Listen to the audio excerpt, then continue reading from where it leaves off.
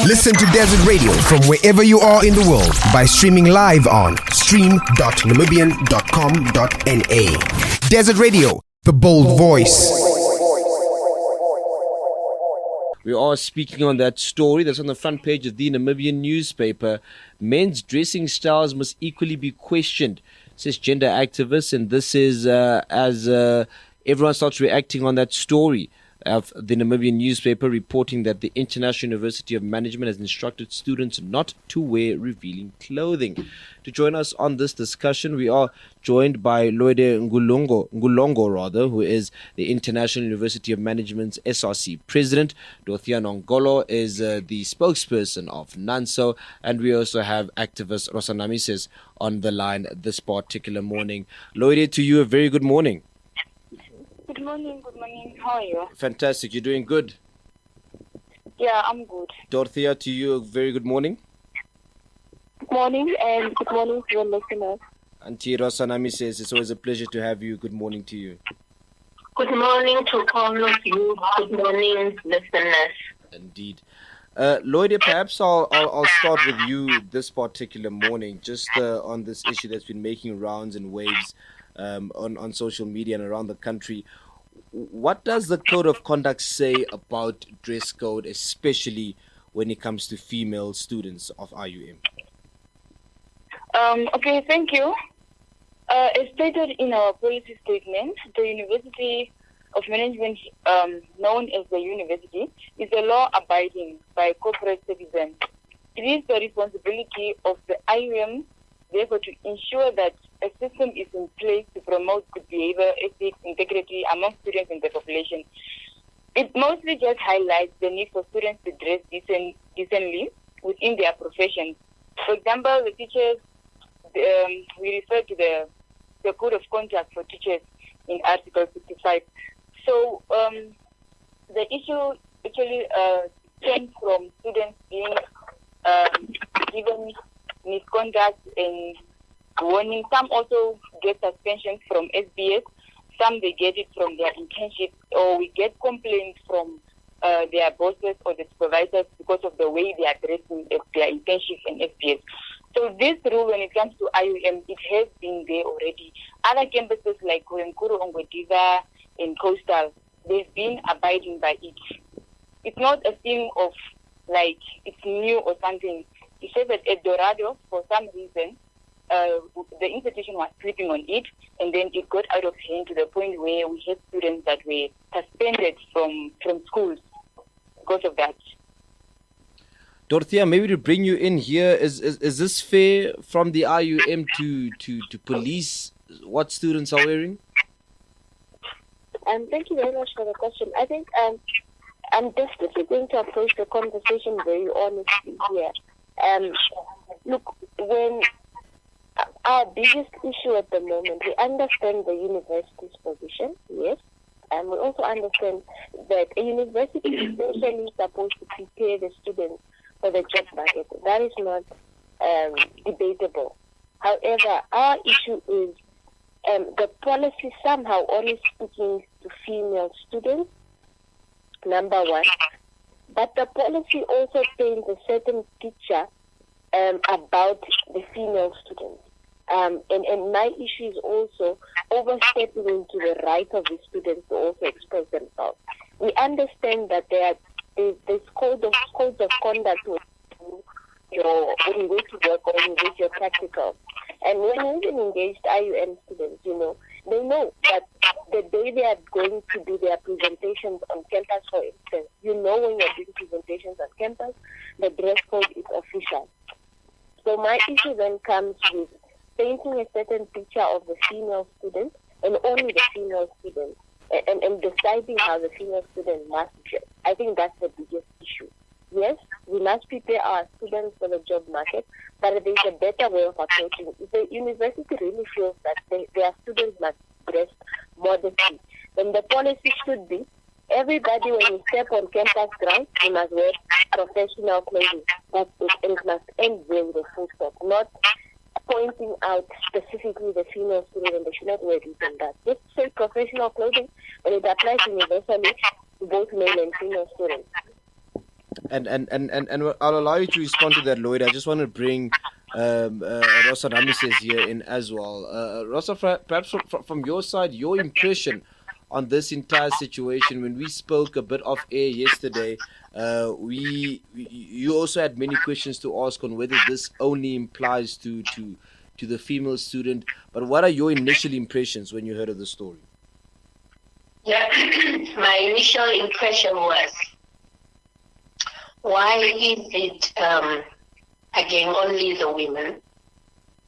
What is the underlying reason that the women students, call them the females, the women students are urged to dress decently? And what is decent?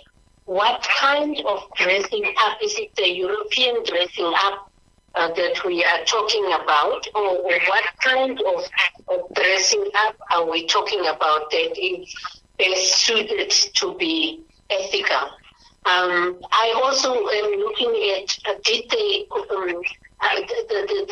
the information now is that people have it an old way, the old set of IUM. I don't know whether it was put together with the consideration of the Namibian Constitution as well, the basic rights for people, and then the point of non-discrimination against gender and so. So that is some of my questions. I'm also asking the underlying cause. What is the reason that people are talking about decent dressing? What does it mean? What do we want to achieve with that? Because you talk about ethical, I don't know what it is in this country where there is so much violence against women, whether they are dressed ethical or not, or there is so much discrimination against women in the professions wherever they enter. What is it, and how does the university help to make sure that besides the dress code, other issues of safety, security, and respect is given to the women? I was just having some of those questions, and I'm really interested to know how many women have been put off because of the way they dressed. Is it the dressing, or is it the let me not put it that way. I'm looking at, are we more concerned at the university about the dress code, or the results that the women are bringing also on board in their studies? How is that going together? Because I think now the university is almost in the middle and we are focusing on dressing. I don't know about our quality of education and what the women are presenting to the university and to Namibia as a whole, as a learner, as a student. I really want to know. Thanks. Loide, perhaps your response on what the two speakers are saying. It seems that there is a focus only on the woman student. Is that valid? I think it's just because of the notice that was released. Like I said, this is not something new, and most of the IUM students across the country are aware of it. Unfortunately, this was just because it was observed recently, because of events that had happened, and also just the behavior, because the issue started with the enforcement, whereby the officers had to instruct the students, this is not appropriate, this is not okay, like that. But the way they do it, that is where the problem came from. Because if you want to enforce something, the manner in which you do it will also affect the way people receive it. So students came to us saying, no, we are not happy with the way the officers talk to us or the way they instruct us about our dressing code. The students were already aware of this dressing code. During orientation, they are informed, and throughout. Unfortunately, it came to a point where the officers frustrated them, and that is why they started now airing their concerns, and some of them went to social media. And also, it's not that it's not only focusing on women. It's only this instance because it's an issue that was observed towards now the ladies. As for the men, they are also informed even during examination. And when it comes to the question of saying what is the institution doing about other things like gender-based violence, I do not want us to take this out of proportion, because to my understanding, and I've been in the council for 2 years, we've done a lot of activities and programs, and we have partnered up with organizations like UNESCO to do so many things on gender-based violence, and we do our social responsibility. We bring our part as an institution and as a council. And like I stated in the statement that I made, if in any way this rule continues to threaten the dignity of our female students on campus or any other students, we are going to take it up with management and say, no, maybe it's about time you really look into this, because now obviously there is a problem when it comes to enforcement. But it's not something that is being forced upon them. It's also on the application form when you apply. All these rules are on top of that application form. Students are informed even during registration. So perhaps for the context of our listeners, what does decent dressing, appropriate dressing imply? What does that mean? Dressing simply means dressing in such a way that people do not necessarily see your private parts, like the boobs and the some ladies, you find them wearing shorties that the buttocks. Unfortunately, I have to say this. It's revealing, and these are people that are going to teach small kids. So you expect them to already start dressing in that certain way that once they are also the reason why they are failing to even just pass the assessment at SDS in terms of their dress code, because if we are fighting the issue of dress code, then we have to start with the Ministry of Education, because that is already in the Act, that students, especially student teachers, and it's not only student teachers, if you have to look at students that are doing paramedics, students that are doing law, students that are doing nursing, our nursing students, you will never find them wearing anyhow. And we do not have problems with them because they understand what they are taking up against. So for us, we stand with our students in terms of discrimination and any sort of harassment. But we see the law fit to train our students in such a way that they are able to cope in the work environments when they graduate. Dorthea, perhaps from your side, look, whenever you go to any space, whether you are a doctor, whether you are a lawyer, you have to abide to the rules in terms of the dress code and what to wear. Do you think that somehow the students might be taking this out of proportion by saying that, you know, their expressions and creativity and right to express themselves is being hounded upon? Thank you very much for the question. Look, I'm going to start by answering the question with a question. So my question is, let's say I am a pre-primary teacher. On Monday to Friday, I'm dressed modestly. Would you say it's wrong for me to dress in my shorts and a crop top on a Saturday when I'm at a party?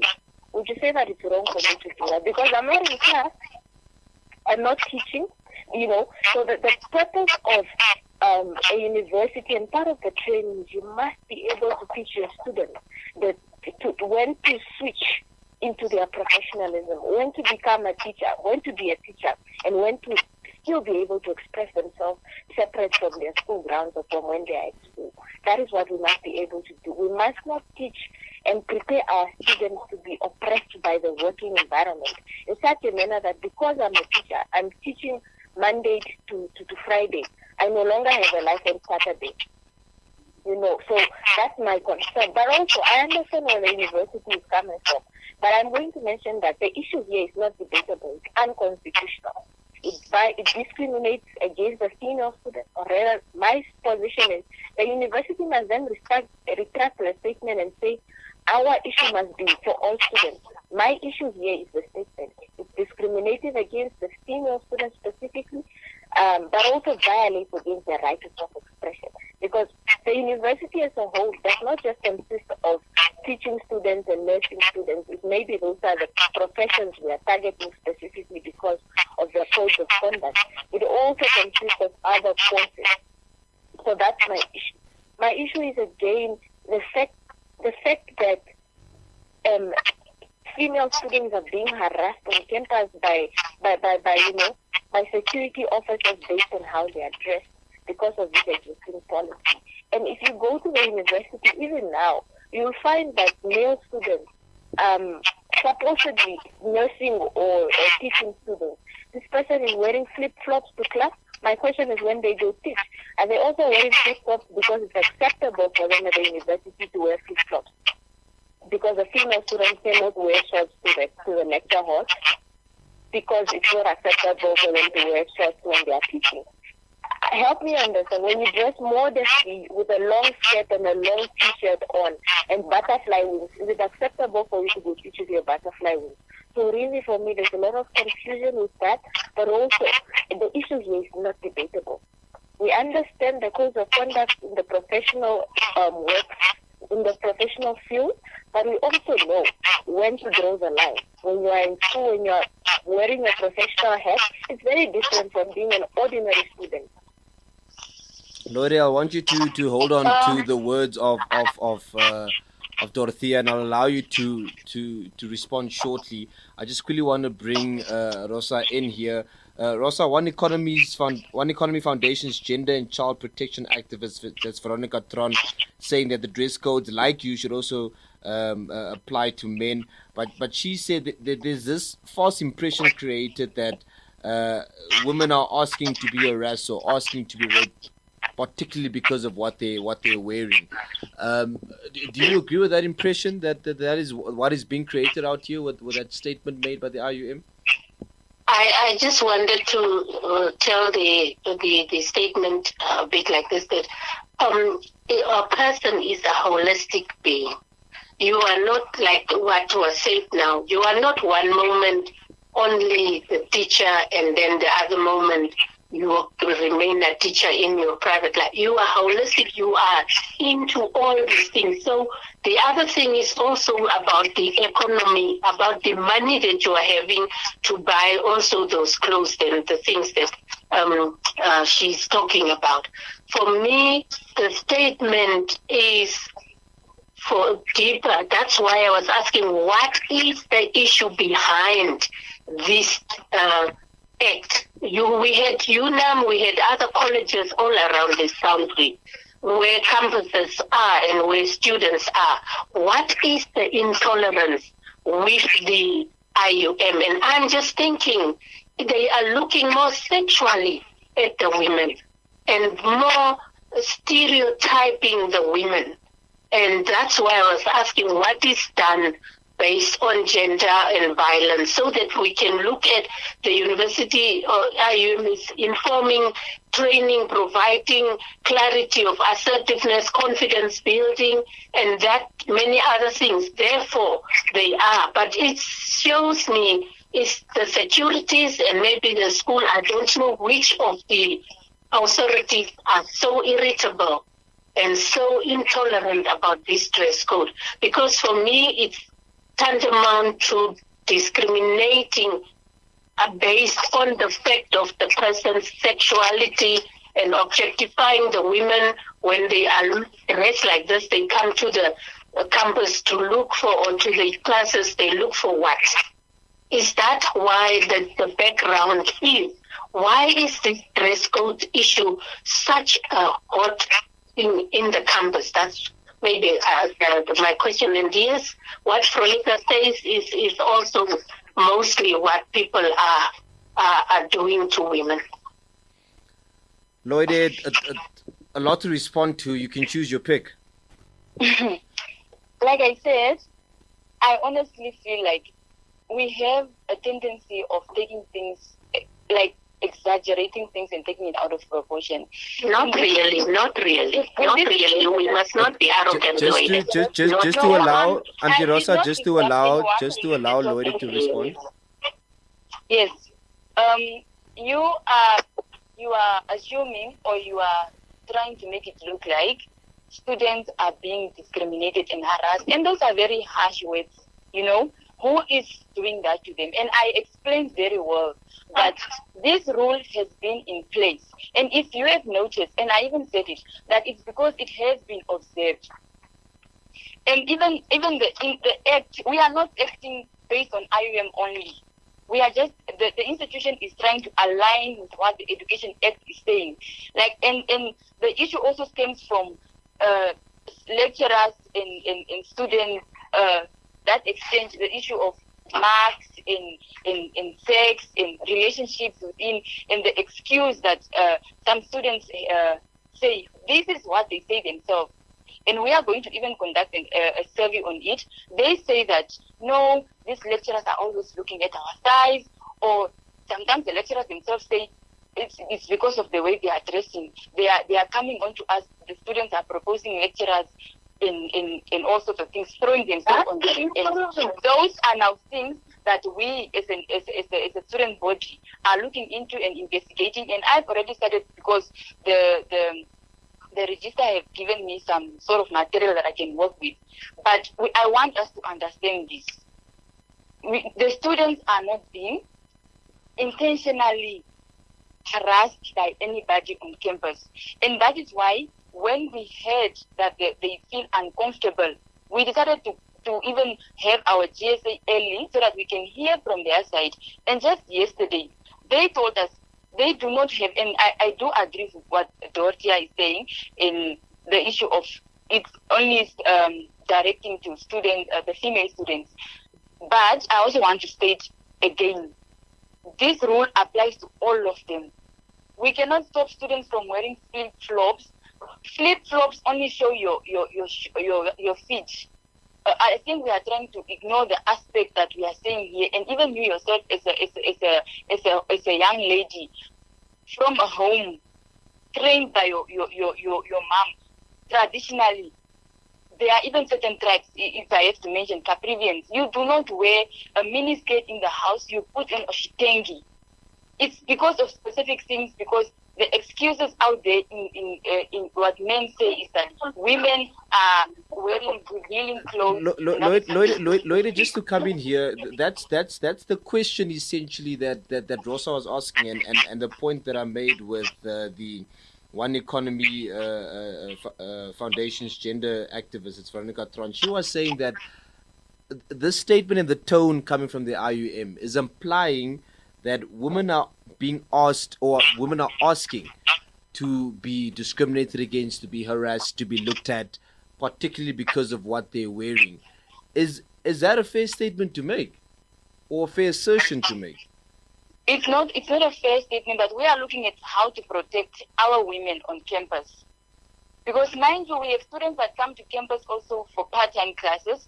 And just yesterday, we were talking with part-time students, and they are saying that they do not feel safe when it comes to leaving campus late. And the sometimes the taxi drivers and even just the street people, those street kids and people outside, they would always throw words to them about either the way they are dressed or why they are working late and all those things. Indeed, we're coming towards the end. We're coming towards the end of our conversation, Lloyd, and I'll allow you to finish that point. I just want to bring Auntie Rosa in here. There's a bigger problem here, isn't there, Rosa Namises? Hello, what did you say? Sorry, I'm drifting away. I'm saying that there seems to be a bigger problem here with this entire issue, isn't there? There is a bigger problem, and also unpacking is needed here so that we understand how we rectify and how we implement our rules that we are putting. But let me just leave it there, because I know that there is examples given, and if I go on about how we used to dress, if we talk of Caprivi, what is that telling us about oppression of women? Then what was it that we were wearing?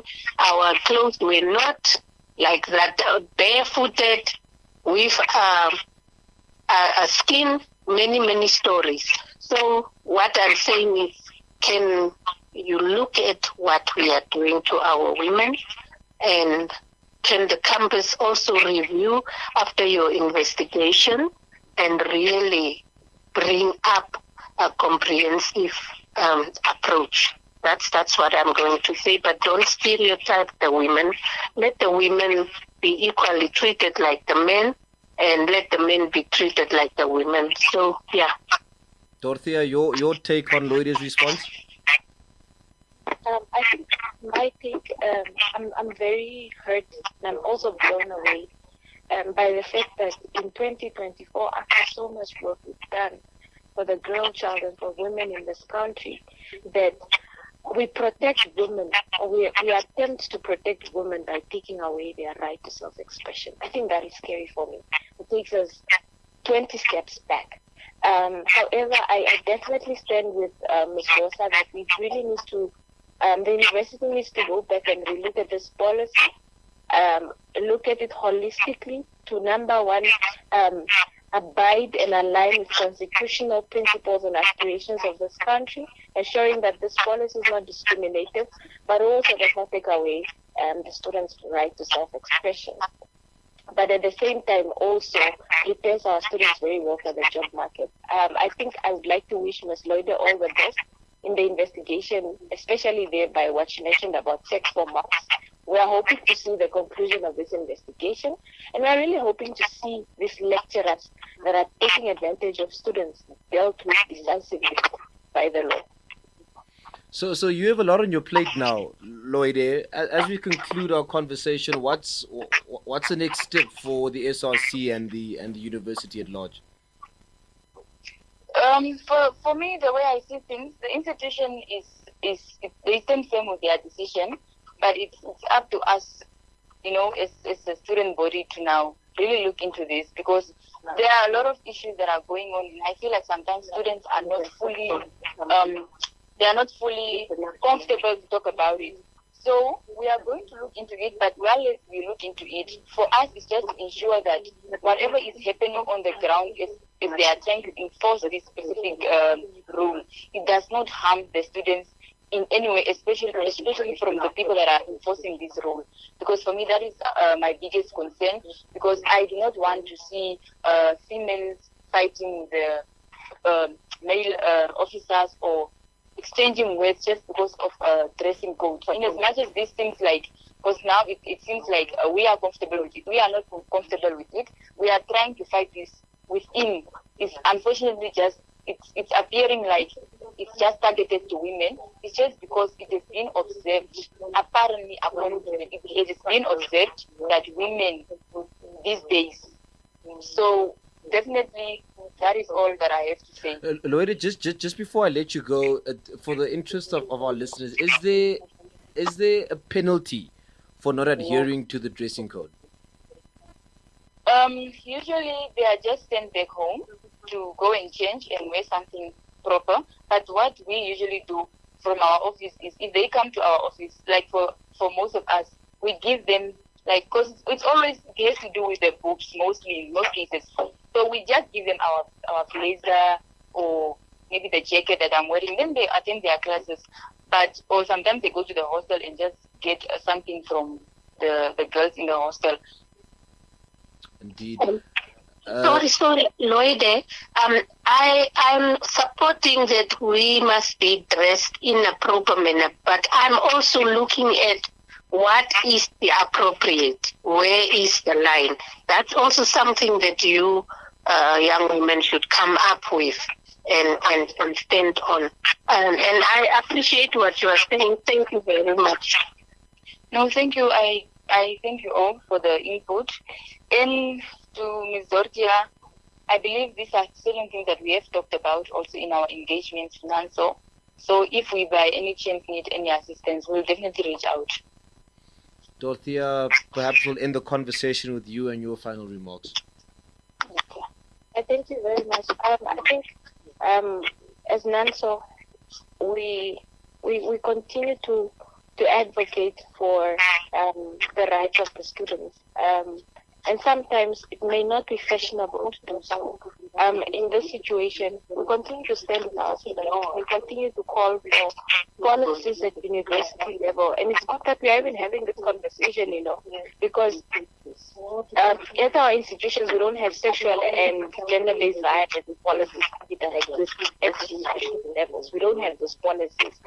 So really, this conversation raises light on the gender issue. It also raises a lot of light on the social issues within our universities, the biases that affect our students. And really, we continue to advocate and do much better and hold our stakeholders accountable. I think we look forward to engaging the president of IUM. We'll definitely engage more to see how we can assist her with the investigation, but also how we can take on the fight to ensure that the IUM policy is inclusive to all students and it does not take away the right to self-expression. I think with that said, definitely from NANSO's side, our position is clear on this IUM issue. The students must not be discriminated against. The students must be allowed to express themselves. At the same time, the students must be properly prepared for the job market. That is our position. Indeed. Ladies, for your time this morning, Dorthea, Loide, Rosa, we do thank you so much for making some time for us and do enjoy your day. Thank you. Good day. Thank you. Bye-bye. Well, a very, very tense discussion at a point did come to somewhat of an amicable ending, and that is how we'd like to leave Breakfast in the Desert this morning as well. We do thank you so much for all of you. Listen to Desert Radio from wherever you are in the world by streaming live on stream.namibian.com.na. Desert Radio, the bold voice.